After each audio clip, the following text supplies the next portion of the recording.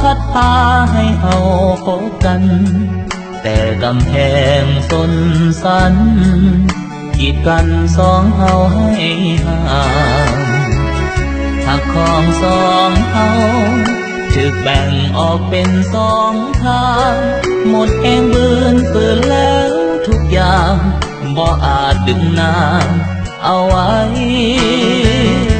ยอมปล่อยเจ้าไปทั้งที่หัวใจ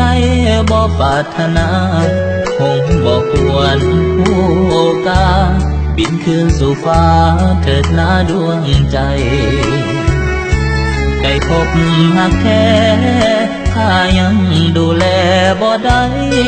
เจ็บสุดฝืนยืนห้องให้ปล่อยมือเจ้าไปพบคนที่ดีเหตุผลวันนี้ที่ข้ายังคงหายใจคือหักแท้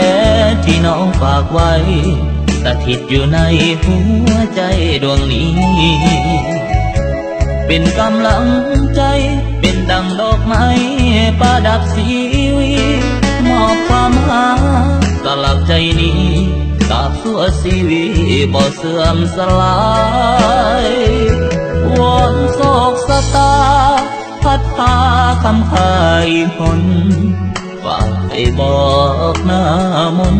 จะหาเจ้าจนถึงวันสุดท้าย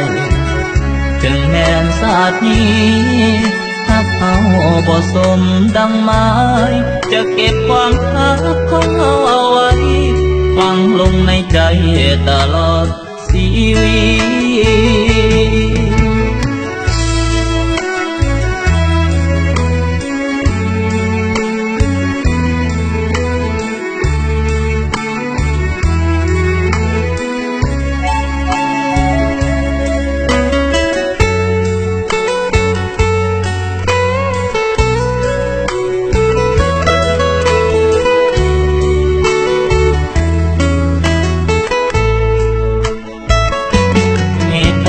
วันนี้ที่ข้ายังคงหายใจ